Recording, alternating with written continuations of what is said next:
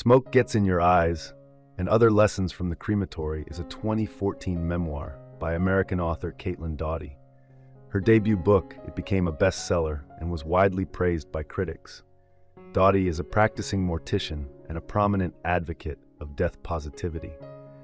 The memoir recounts her first 6 years in the funeral industry, beginning shortly after she graduated from college.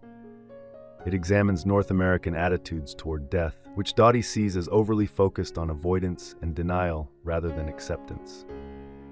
The book also traces her personal journey toward embracing death and her evolving perspective on funeral work. Caitlin Doughty's first role in the funeral industry was as a crematory operator in San Francisco at age 23. On her very first day, she was tasked with shaving the face of a recently deceased older man named Byron.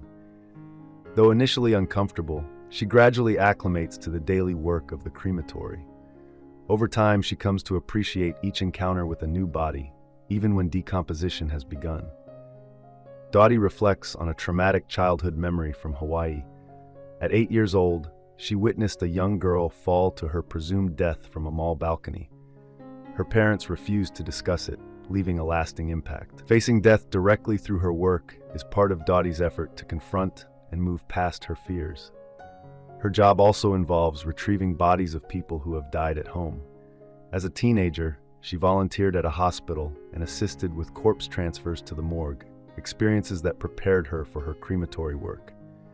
Doughty notes how invisible corpses are in modern North American society. The rare glimpse of a body being loaded into a removal van is an exception. Some corpses she cremated have no family to witness the process, while others have extensive relatives present, which she finds more cathartic. Cremating infants is another emotionally charged aspect of her job. In contrast, some families prefer a completely hands-off approach. The funeral home offers online cremation services with ashes shipped directly, requiring no personal interaction. One family's choice of this option, after losing their 9-year-old daughter, profoundly shocks Doughty and her colleagues. Doughty also explores global funerary customs, noting wide variation. Some, like the Wari of Brazil, historically practiced mortuary cannibalism. While this disturbs many North Americans, Wari people found Western practices, like whole-body burial, equally unsettling. Doughty delves into the history of embalming, which gained popularity during the American Civil War.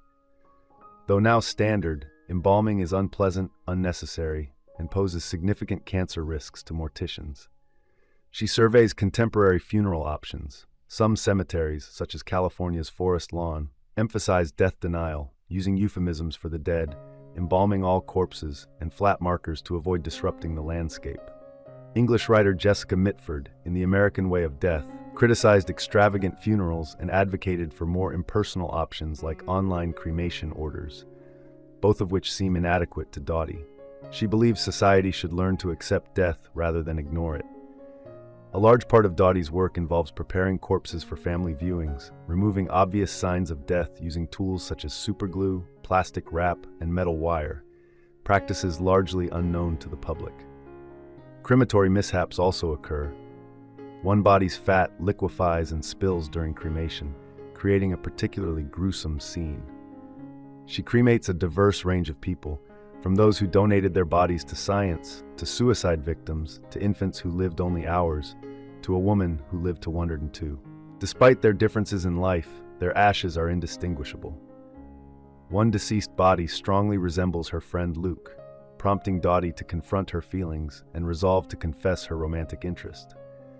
Doughty also handles severely decomposed bodies, reflecting on how medieval European Christian communities had a more intimate relationship with decay than modern North Americans.